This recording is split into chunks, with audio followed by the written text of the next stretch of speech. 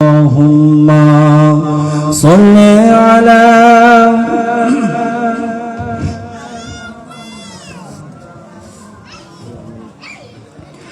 وعلى آل سيدنا পাষাণ দিলে তো একটু কি মায়া জাগে না, পাষাণ দিলে তোর একটু কি মায়া জাগে না।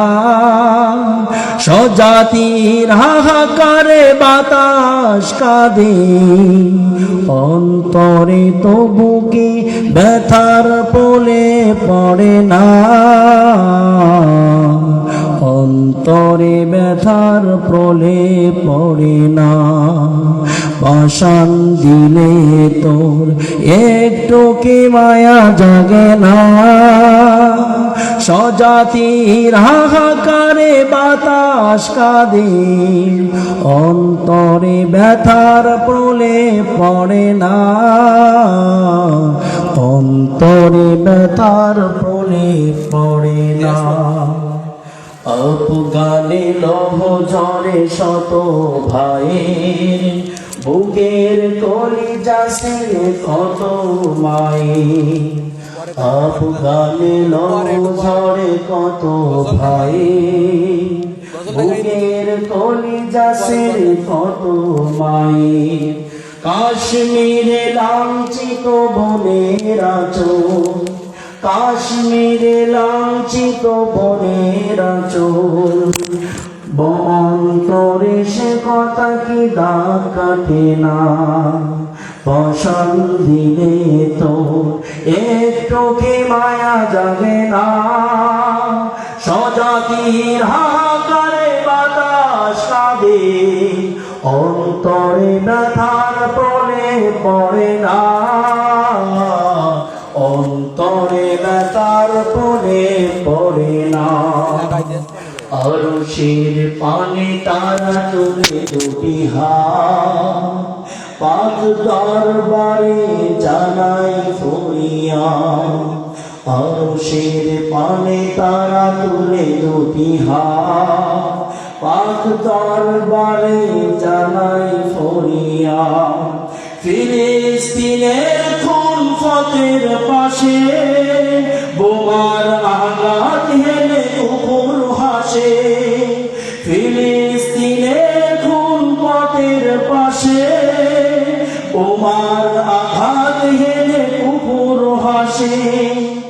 ইরাক জুড়ে বহে শোকের মাতম, ইরাক জুড়ে বহে শোকের মাতম, বসরার কুলবাগে ঝরে বেদনা। পাষাণ দিলে তো একটু কি মায়া জাগে না, স্বজাতির হাহাকারে বাতাস কাঁদে, অন্তরে ব্যথার পরে পড়ে না, অন্তরে ব্যথার পরে পড়ে না। আমাদের এক ভাই বললে আরেক ভাইয়ের ভিতরে বেদনা থাকার দরকার আছে না নাই? আফগানের ভিতরে আমার ভাই মরে, ফিলিস্তিনের ভিতরে আমার ভাই মরে, ইরাকের ভিতরে আমার ভাই মরে, এই পাশে ভারতের ভিতরে আমার ভাই মরে, কাশ্মীর ইরান ইরাকের ভিতরে মুসলিম জাতি দুর্গতিতে মরে, আর আমাদের দেশের ভিতরে এক শ্রেণী মুসলমান আছে। আমরা তার টিপ করে হাতে মতো ঠিক কিনা? আমরা মুসলমান, আমরা বীরের জাত, আমরা ওমর, আবু বকর, উসমানের উত্তরসূরি, উসমান আলীর উত্তরসূরির কোন সন্তান কোন উম্মতের উপরে, বিশ্বনবীর উম্মতের উপরে আঘাত আনলে এই বাংলার তাওহীদ জনগণ দিলের ভিতরে ঈমান থাকতে ছেড়ে দেবে না, দেবে না। কথা ঠিক কিনা? আল্লাহ যেন আমাদের ঐক্যবদ্ধ থাকার তৌফিক দান করেন। সকলে বলছে আল্লাহুম্মা আমিন। আলহামদুলিল্লাহ। ঐতিহ্যবাহী আগরছড়া যুব সমাজ ও গ্রামবাসীর উদ্যোগে ঐতিহাসিক তাফসীরুল কোরআন মাহফিলের সম্মানিত সভাপতি সাহেব, সম্মানিত প্রধান বক্তা এবং প্রধান অতিথি, বিশেষ অতিথি সকলকে জানাই প্রীতি শুভেচ্ছা এবং নান্দনিক ভালোবাসা দিয়ে আর একবার সালাম জ্ঞাপন করছি। আসসালামু আলাইকুম ওয়া রাহমাতুল্লাহি ওয়া বারাকাতুহু। এই যে আজকে মাহফিলটা হয়েছে, আপনারা খুশি না বেজার? সকলে বলেন খুশি না বেজার? এই মাহফিল যে হয়েছে 2 দিন থেকে কেটে 1 দিন করা হয়েছে, এর কারণ হচ্ছে এই দর্শক প্রমাণ করতেছে শুধুমাত্র 2 দিনের মাহফিল 1 দিন করার লক্ষ্য হচ্ছে এটাই, মুসলিম এই জনগণ মুসলিম মায়ের সন্তান না করে যদি গানের প্যান্ডেলের আয়োজন করত, এইখানে কি এই কয়জন মানুষ থাকতো? এইখানে কি এই কয়জন মানুষ থাকতো? সুতরাং যে যুব সমাজ আগে করতো কনসার্ট, আগে করতো অপেরা, যে যুব সমাজে খারাপের পথের দিকে ধাবিত হতো, সেই যুব সমাজের উদ্যোগে মাহফিল হয়েছে।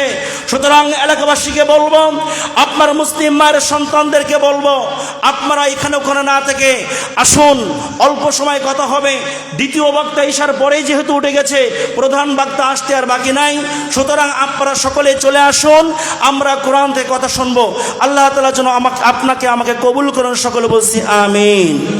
আজকে যে এই মাহফিলে আসতে পেরেছি আপনি আমি, এজন্য খুশি না বেজার? সকলে বলুন খুশি না বেজার? খুশি যদি হয়ে থাকে রব্বে কারিমের দরবারে বলছি আলহামদুলিল্লাহ। সকলে বলছি আলহামদুলিল্লাহ। রব্বানা লাকাল হামদ হামদান কাসীরান তাইয়িবান মুবারাকান ফীহি ইয়া রব্বি লাকাল হামদু কামা ইয়ানবাগি লিজালালি ওয়াজহিকা ওয়া আযীমি সুলতানিকা লাকাল হামদু বিল ঈমান লাকাল হামদু বিল ইসলাম লাকাল হামদু বিল কুরআন।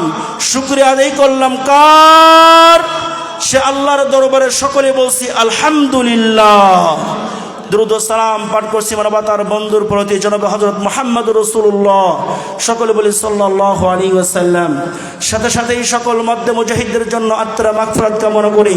ইসলাম প্রতিষ্ঠার লক্ষ্যে, দিন প্রতিষ্ঠার লক্ষ্যে, কোরআনের রাজ বাংলার জমিন তথা तमाम বিশ্বের ভিতরে আপনার কায়েম করার লক্ষ্যে, আপনার ইরানে, ইরাকে, ফিলিস্তিনে বিভিন্ন জায়গায় মুসলিম মায়ের সন্তানগুলা আপনার শহীদ হয়ে যাচ্ছে, আপনার বিভিন্ন জায়গায় মায়ের বুক খালি হয়ে যাচ্ছে। আল্লাহ সুবহানাহু ওয়া তাআলা ওই সকল মায়ের সন্তানদেরকে শাহাদাতের মর্যাদা কবুল করুক, বলছি আল্লাহুম্মা আমিন। সাথে সাথেই যারা মাজলুম রয়েছেন, আল্লাহ সুবহানাহু ওয়া তাআলা সকল ব্যক্তিকে মাজলুমত্ব কাটিয়ে ইসলামের পথে অবিচল থাকার, দৃঢ়তা রাখার এবং তাদের মাধ্যমে পৃথিবীর নীল আকাশে কালিমার পতাকা উড্ডীন করার তৌফিক দান করুক। সকলে বলছি আল্লাহুম্মা আমিন। আরো জোরে বলেন আল্লাহুম্মা আমিন।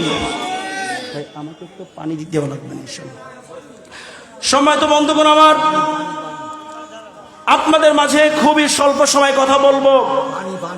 আপনাদের মাঝে এমন একটা সূরা তেলাওয়াত করেছি যে সূরাটা আপনাদের সকলেরই জানা, মুখস্থ এবং পরিচিত একটি সূরা, ঠিক কিনা বলেন? সূরা মাউন আপনাদের মাঝে তেলাওয়াত করেছি। মাউন শব্দের অর্থ হচ্ছে নিত্য প্রয়োজনীয় জিনিস। আমি আপনাদের মাঝে আলোচনা করতে চাই সূরা মাউন থেকে। আমার আলোচনার সাবজেক্ট হচ্ছে নামাজ ত্যাগকারীর প্রতি আল্লাহর গজব। আমি আপনাদের মাঝে এমন আলোচনা করতে চাই যে আলোচনার মাধ্যম দিয়ে আপনাদের দিলের ভিতরে একটা বিষয় ফুটে ওঠে। আমি আলোচনার বিষয়ে সাবজেক্ট নিয়েছি দিনের মিথ্যা দাবিদার নামাজি হয়েও জাহান্নামের পথে। দিনের মিথ্যা দাবিদার ও নামাজি হয়েও জাহান্নামের পথে কারা যাবে, সেই ব্যাপার থেকে আমরা আলোচনা করব। আসুন সময় সংক্ষেপ, কথা না বাড়িয়ে সরাসরি আলোচনায় চলে যাই। সকলেই আমার সাথে পড়ুন আউযু বিল্লাহি মিনাশ শাইতানির রাজিম। বিসমিল্লাহির রাহমানির রহিম। আরাআইতাল্লাযী ইউকাযযিবু বিদ্দীন। সকলে বলুন আল্লাহু আকবার। আল্লাহ পাক রব্বুল আলামিন বলেন, হে নবী, তুমি কি দেখেছো নাকি, তুমি কি তাদের দেখেছো যারা আখিরাতের বিচারকে, আখিরাতকে তারা অবিশ্বাস করে? রব্বুল আলামিন এই আয়াতের পরপরই আল্লাহ তাআলা দ্বিতীয় নম্বর আয়াতের ভিতরে বলছেন ফাযালিকাল্লাযী ইয়াদউল ইয়াতীম। চিৎকার মেরে বলুন আল্লাহু আকবার। রব্বুল আলামিন বলেন তারা তো সেই যারা আখিরাতকে অবিশ্বাস করে, তারা তো সেই যে ব্যক্তি এতিমকে ধাক্কা দিয়ে তাড়ায়। নাম্বার 3 হচ্ছে ওয়ালা ইয়াহুদ্দু আলা তুআমিল মিসকিন।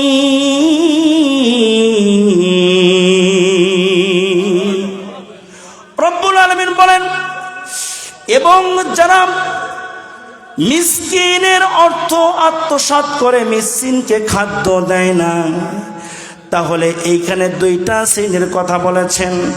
আখিরাতের দিবসকে অস্বীকার করে কারা?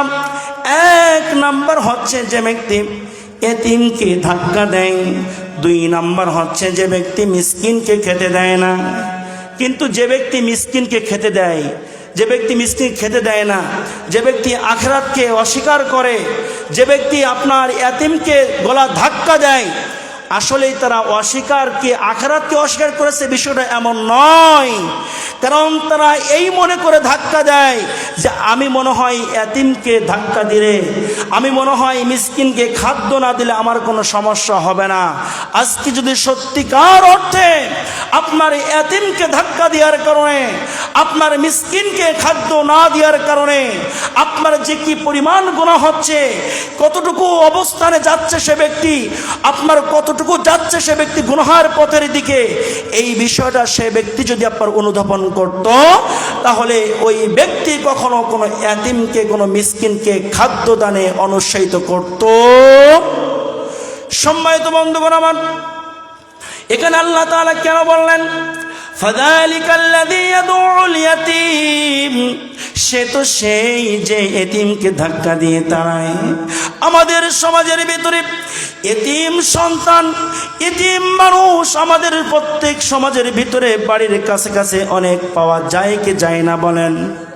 সকলে বলেন যায় কি যায় না? এতিম সন্তানকে পাওয়া যায়, কিন্তু এক ঘরের ভিতরে গরুর গোশ আপনার রান্না হয়, আর এতিম আপনার না খেয়ে দুঃখে দুঃখে মরে। এমন সময়ের ভিতরে আমরা অবস্থান করি কি করি না বলেন? প্রিয় বন্ধুগণ আমার, বিশ্বনবী রাহমাতুল্লিল আলামিনের জামানায় একজন ক্ষুধার্ত ব্যক্তি, একজন এতিম আপনার এক মসজিদের পাশে, আপনার মদিনা মসজিদের পাশে, আপনার মসজিদের পাশে বসে বসে কান্না করতেছি। এমন এতিম, এমন ক্ষুধার্ত যে কয়েকদিন ধরে খায় নাই। আপনার ফজরের আজান হয়ে গেল, মুয়াজ্জিন সাহেব আসসালাতু খায়রুম মিনান নাউম, এই বাক্য যখনই বলে দিল যে ঘুম হইতে নামাজ উত্তম, আর ঘুমিও না ভাই, আল্লাহর ঘর ডাকে তোমার, আল্লাহর ঘরের দিকে আও। আপনার এই আওয়াজ শুনে, আজানের ধ্বনি শুনে সাহাবীরা আল্লাহর ঘরের দিকে ধাবিত হলো। আল্লাহর ঘর থেকে যখনই নামাজ পড়ে বের হতে যাচ্ছিল, আপনার একের পর এক একজন করে করে ঘরের দিকে অগ্রসর হচ্ছে, ঘরে ফিরে যাচ্ছে। কিন্তু একজন সাহাবী আপনার মসজিদ থেকে বের হওয়ার পরে যখন বাড়ির দিকে রওনা হচ্ছিলেন, আপনারা দেখতেছিলেন একজন ছোট্ট বালক আপনার কান্না করতেছে। সে তো এমন একজন বালক, ওই বালকের বাবা যুদ্ধের ময়দানে যে আপনার জিহাদ করতে করতে শহীদ হয়েছে, এবং তার কিছুদিন পরে তার মাও মারা গিয়েছে। আপনার ওই বালক কান্না যখন করতেছি, আপনার সাহাবী এসে বলছেন, ও বালক তুমি কেন কান্না করতেছো? ও বালক কেন কান্না করতেছো? তোমার বাবার নাম কি? তখন ওই বালক চোখের সার পানি ছেড়ে বলে, ও ভাই, ও কাকু, আমার যে বাবা ছিল সেই বাবা তো আর দুনিয়ায় বেঁচে নাই। বলছেন যে তোমার বাবা কোথায় গিয়েছে? বলছেন যে আমার বাবা আল্লাহর পথে যুদ্ধ করতে করতে করতে, আল্লাহর পথে জিহাদ করতে করতে দুনিয়া থেকে শহীদ হয়ে গিয়েছে।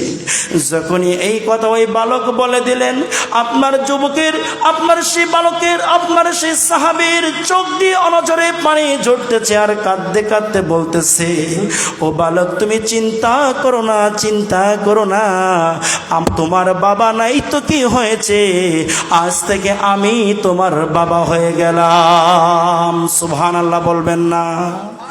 এমন হৃদয়বান ব্যক্তি এখনো কিন্তু আমাদের সমাজে পাওয়া যায়, যায় কি যায় না ভাই?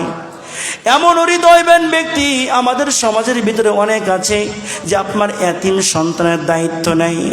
ওই সাহাবী সেই বালককে সাথে করে নিয়ে বাড়ির দিকে রওনা করলেন। বাড়িতে যে তার স্ত্রীকে বলছেন, প্রাণের স্ত্রী, দেখো দেখো আমি কাকে নিয়ে এসেছি, তুমি একটু তাকিয়ে দেখো আমি কাকে নিয়ে এসেছি। এমন একটা বালককে নিয়ে এসেছি, ওই বালক আর বেঁচে নাই, ওই বালকের বাবা বেঁচে নাই, যুদ্ধ করতে করতে মারা গিয়েছে, শহীদ হয়েছে, এবং তার মাও জীবিত নাই, তার মাও মারা গিয়েছে। আজ থেকে আমি বালকের পিতা হয়ে গেলাম, বালকের দায়িত্ব নিলাম। কিন্তু ও বিবি, এই বালক তো অনেক ক্ষুধার্ত, এই বালক তো অনেক দিন ধরে খাই নাই, মসজিদের পাশে বসে বসে কাঁদতেছিল, আমি তার সেইখান থেকে নিয়ে এসেছি। ও বিবি, আজকে যে খাদ্য আছে, খাদ্যগুলো আমরা কম কম করে সকলে ভাগ করে খাবো, কারণ তার বাড়িতে একজন মানুষের খাদ্য ছিল, একজন মানুষের খাদ্য আর কয়জনে খাওয়া যায়। বালকের সামনে যখন খাদ্য দিল, বালক তো অনেক ক্ষুধার্ত, বালককে খেতে বলতেছে, বালক তুমি খাও। বালকের সাহসে কোলায় না, ভয়ে ভয়ে বলছে, কাকু আমি কি এই খাদ্য কি খেতে পারি? বলছেন, হ্যাঁ, তুমি যদি আজকে খাদ্য না খাও, কিয়ামতে কঠিন ময়দানে আমাকে আল্লাহর কাছে আসামি হতে হবে। বালক যদি খাদ্য না খায়, কার কাছে আসামি হতে হবে? বলেন, কার কাছে আসামি হতে হবে? আজকে এক আসামি আল্লাহর কাছে হওয়ার জন্য সাহাবীগণ কেমন স্যাক্রিফাইস করেছেন। আর আজকে দেখেন আমাদের ফ্রিজ ভরা মাংস, আমাদের ফ্রিজ ভরা মাছ, আমাদের ফ্রিজ ভরা খাদ্য, কিন্তু পাশের বাড়ির মানুষ কি খাইলো কি খাইলো না, আমার সমাজের মানুষ কিন্তু এটা দেখে না। এই খবর জানতে পেরে বিশ্বনবী তাদেরকে ডাক দিলেন। বিশ্বনবী রাহমাতুল লিল আলামিন বলছেন, ও সাহাবী, আজকে তুমি যে কাজ করেছো অনেক মহৎ কাজ করেছো, আজকে তুমি যে কাজ করেছো অনেক উত্তম কাজ করেছো। কোনো ব্যক্তি যদি কোনো এতিমের মাথায় হাত বুলিয়ে দেয়, প্রতিটা পশমে পশমে ওই হাতের তলে যত চুল পড়ে, প্রত্যেকটা চুলের বিনিময় আল্লাহ তাআলা ওই হাত যিনি দিয়েছেন তার আমলনামায় একটি করে নেকি লিখে দেয়। আল্লাহু আকবার বলেন। সম্মানিত বন্ধুগণ আমার, কিন্তু এখন আমাদের সমাজের ভিতরে কি হয়? এতিম যিনি হয় তার কাছ থেকে 30 কেজি কাট করার জন্য চাপ দিয়ে টাকা নেওয়া হয়। আপনাদের মেম্বার নেয় না ইনশাল্লাহ, আমি যতটুকু জানি। তিনি অনেক হৃদয়ের মানুষ, এটা কথার কথা বলছে, বিষয়টা এমন নয়। যতটুকু তার ব্যাপারে জেনেছি, দেখেছি, বুঝেছি, তিনি মানুষকে খাওয়ানো ছাড়া কারো কাছ থেকে 1 টাকা নিয়েছে বলে আমি দীর্ঘদিন এসেছি, এই দীর্ঘদিনের ভিতরে আমি জানতে পারি নাই। কিন্তু আমার সমাজে এমনও মেম্বার দেখেছি, এমনও চেয়ারম্যান দেখেছি, 30 কেজির আপনার চাউল করার জন্য 5,000 টাকা নেয়। কত টাকা নেয় বলেন? সরকার দিয়েছে এতিমের জন্য, সরকার দিয়েছে মিসকিনের জন্য, কিন্তু এই এতিমের মাল, এই মিসকিনের মাল আত্মসাৎকারী যারা করে, তারাই আবার এই মাইক্রোফোন হাতে নিয়ে বলে, ক্ষমতায় যদি যাইতে পারি মাসে মাসে এতগুলো করে করে এই দেব তা দেব। এমন সময়ের ভিতরে আমরা অবস্থান করতেছি, কথা কোন ঠিক কিনা? আগে দেখতেছিলাম, কিন্তু কয়েকদিন আগে অনলাইনে একজন বলতেছে যে 10 টাকার কেজি চাল খাইতে খাইতে এখনো পর্যন্ত পেটের ভাত এখনো হজম হয়নি, আবার তাতে করে 20,000 টাকা করে ফ্যামিলি কার্ড চলে আসছে, এ হজম করব কি করে? এইগুলো হচ্ছে জনগণের সামনে ধোঁকা ছাড়া আর কিছুই নয়। এই ধরনের কথা যারাই বলবেন, মনে করবেন যে এদের স্বার্থ আছে।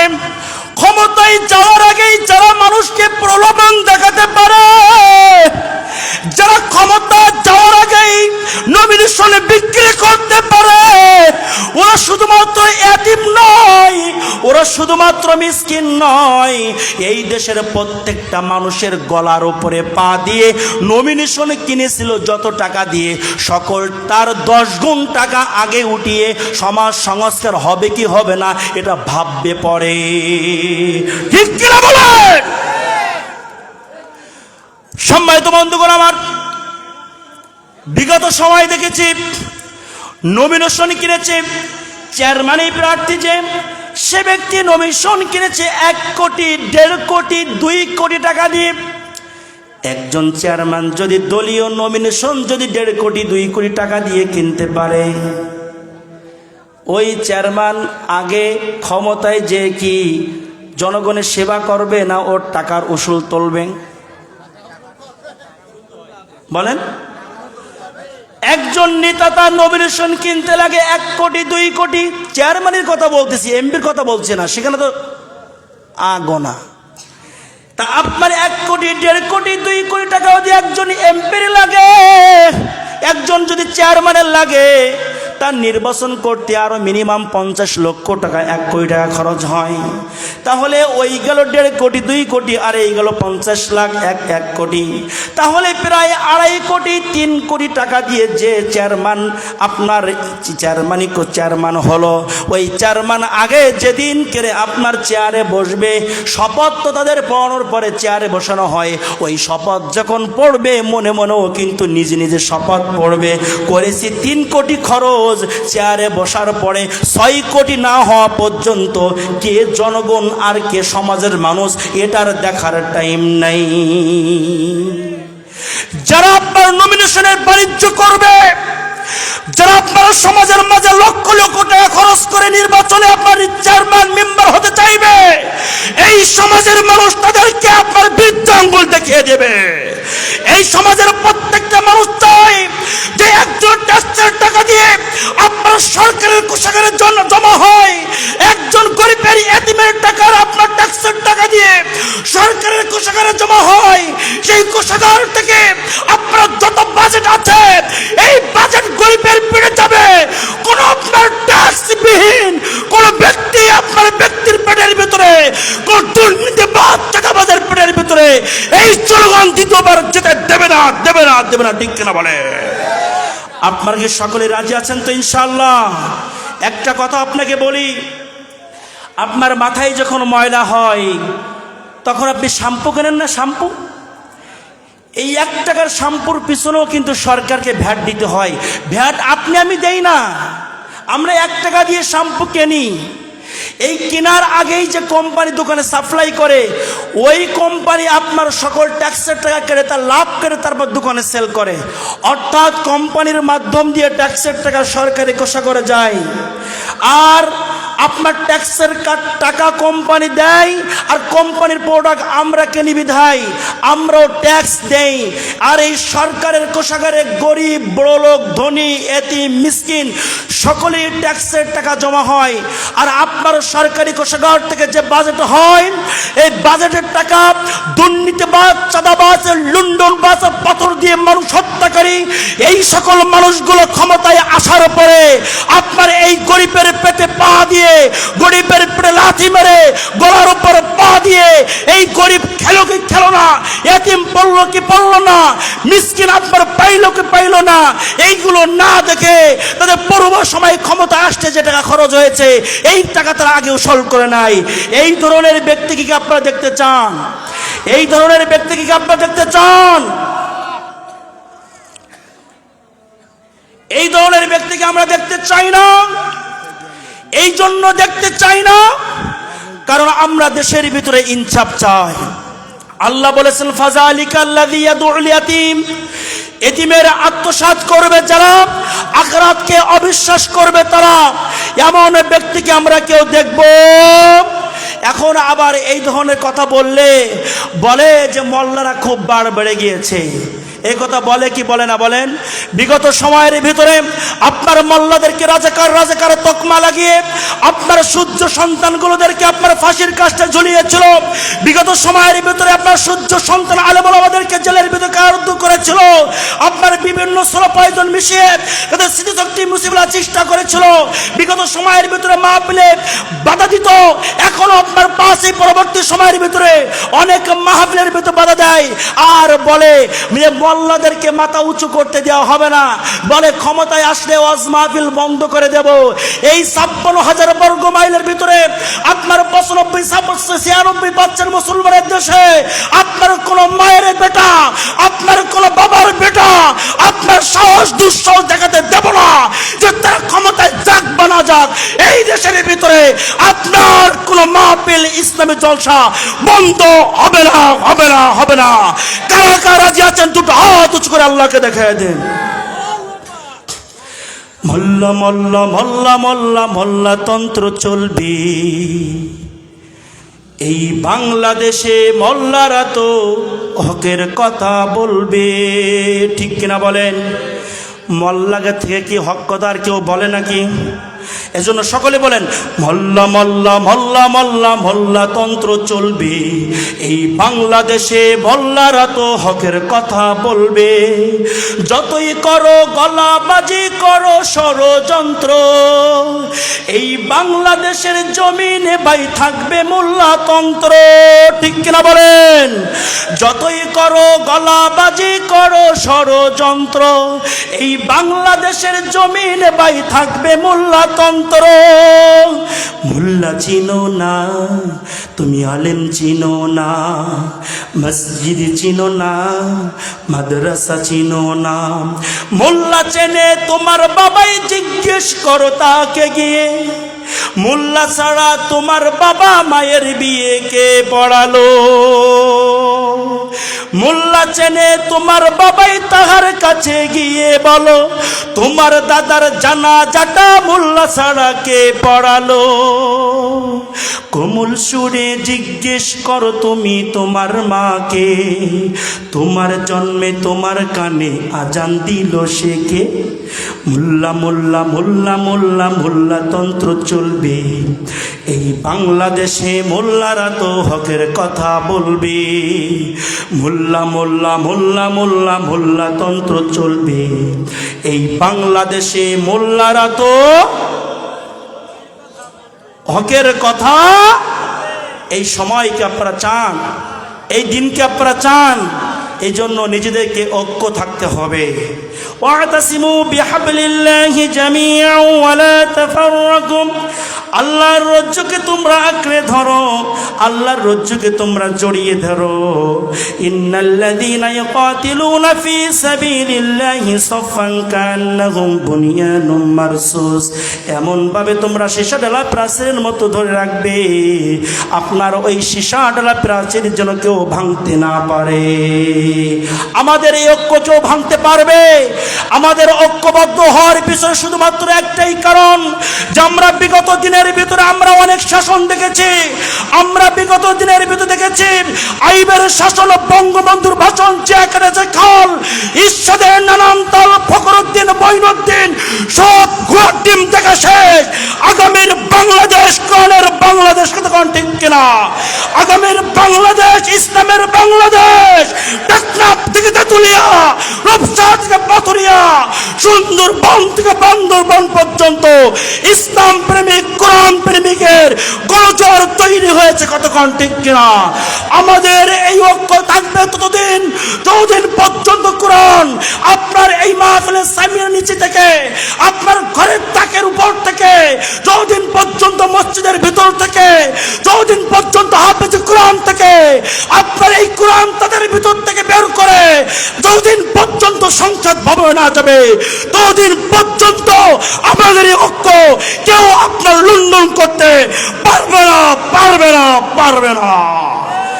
সম্মানিত বন্ধুগণ আমার, আল্লাহ পাক রব্বুল আলামিন বলেন যে আখিরাতকে অবিশ্বাস করে তারাই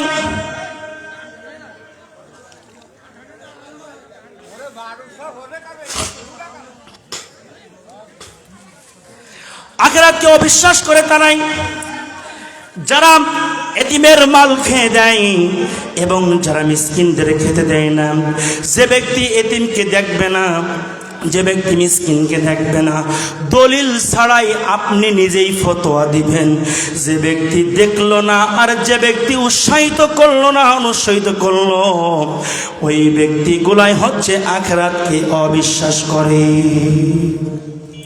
প্রিয় বন্ধুগণ আমার, আসুন আল্লাহ পাক রব্বুল আলামিন সূরা মাউনের 4 নম্বর আয়াতের ভিতরে কি বলছেন শুনুন। ফাওয়াইলুল লিল মুসাল্লিন আল্লাযীনা হুম আন সালাতিহিম সাহুন আল্লাযীনা হুম ইউরাউন ওয়া ইয়ামনাউনাল মাউন। সকলে বলুন আল্লাহু আকবার। আল্লাহ পাক রব্বুল বলেন ফাওয়াইলুল লিল মুসাল্লিন, দুর্ভোগ সেই সমস্ত নামাজীদের জন্য, দুর্ভোগ সেই সমস্ত নামাজীদের জন্য। এই আয়াতে কারিমা যখন নাজিল হলো বিশ্বনবীর পরে সাহাবীগণ কাঁদতে কাঁদতে বললেন, ইয়া রাসূলুল্লাহ, ইয়া হাবিবাল্লাহ, ওগো দয়ার নবী, মায়ের নবী, আমি জানতে চাই আমরা তো নামাজ পড়ি কিন্তু দুর্ভোগ ওই সমস্ত কোন সমস্ত নামাজি ব্যক্তিগুলোর কথা আল্লাহ বলেছেন। বিশ্বনবী বলেছেন তারা নামাজ পড়ে কিন্তু উদাসীন হয়ে যায়। আল্লাযীনা হুম আন সালাতিহিম সাহুন, নামাজ পড়ে উদাসীন হয়ে যায়। যারা নামাজ পড়লো উদাসীন হয়ে গেল, এদের ব্যাপারে দুর্ভোগের কথা বলেছেন কে? আমরা নামাজ পড়ি নিজেদের মতো নাকি রাসূলের দেখানো মতো? কথা বলেন। নামাজ পড়ি নিজেদের মতো না রাসূলের দেখানোর মতো? রাসূলের দেখানোর মতো যদি নামাজ পড়তাম, সূরা ফাতিহা শুদ্ধ করে পড়তাম, রাসূলের দেখানো অনুসারে যদি নামাজ পড়তাম, অবশ্যই নামাজের সূরা কেরা শুদ্ধ করে জানতাম। রাসূলের দেখানো অনুসারে যদি নামাজ পড়তাম, অবশ্যই শরীরটা পাক রাখতাম। রাসূলের অনুসরণ করে যদি নামাজ পড়তাম, অবশ্যই কাপড়টা পবিত্র করতাম। আমরা নামাজ পড়তে যাই বটে, হাজারো দিন নামাজ পড়েছি, এখনো পর্যন্ত নামাজের মাধ্যমে ভালো হয় নাই।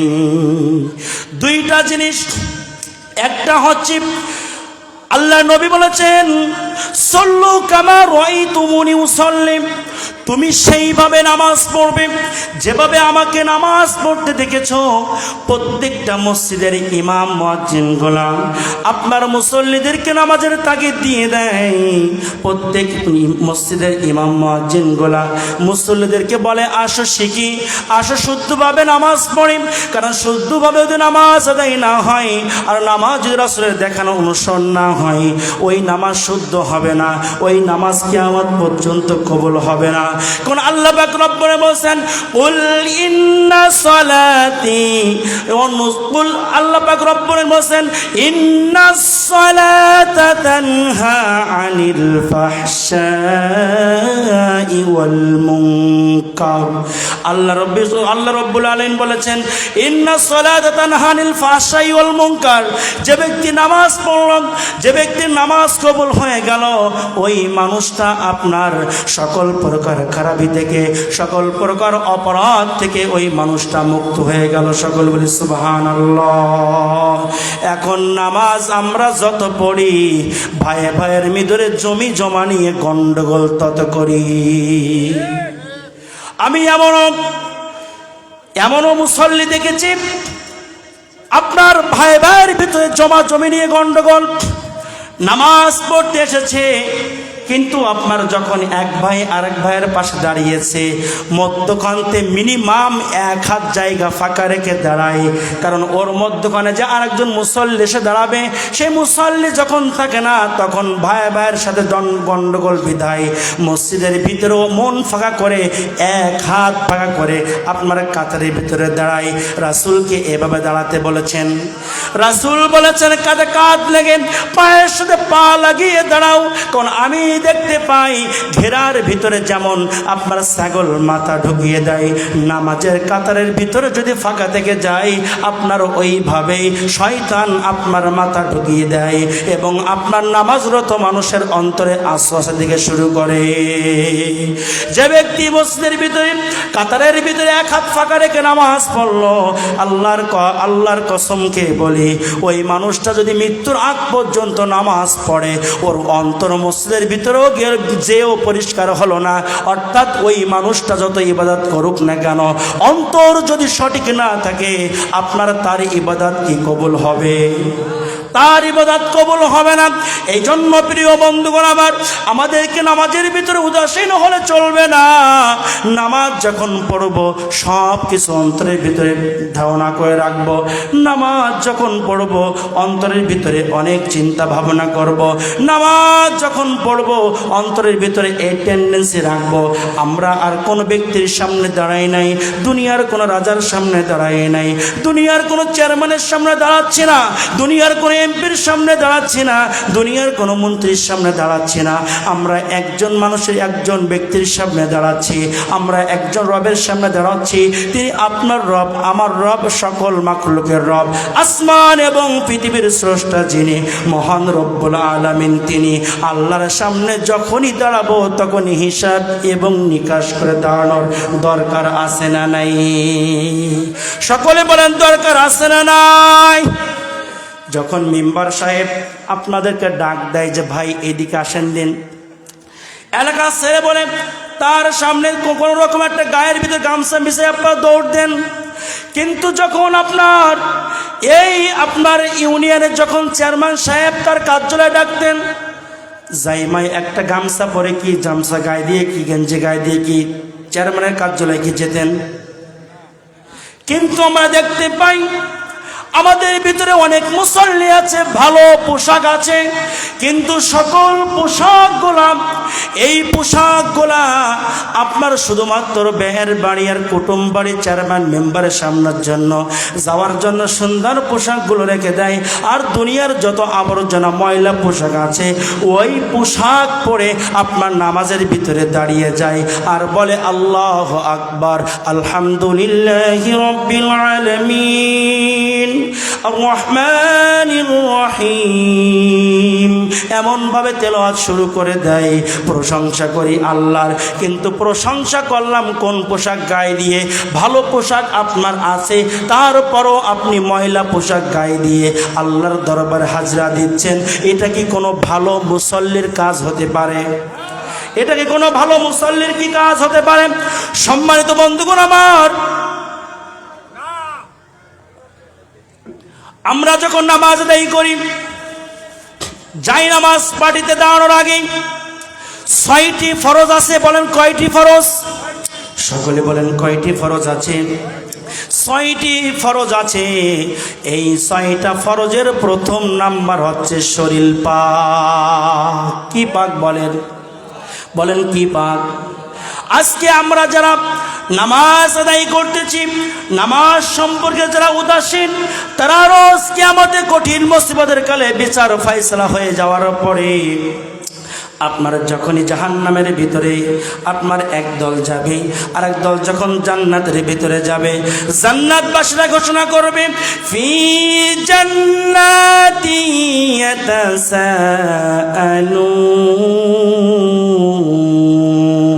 ইয়াতাসাআলুন, জান্নাতবাসীরা বলবে ফি জান্নাতি ইয়াতাসাআলুন আনিল মুজরিমিন, জাহান্নামবাসীকে জিজ্ঞাসা করবে মা সালাকাকুম ফি সাকর, ও ভাই কোন কারণে তোমাকে জাহান্নামে যাওয়া লাগলো, কোন কারণে তুমি জাহান্নামের ভিতরে আসছো?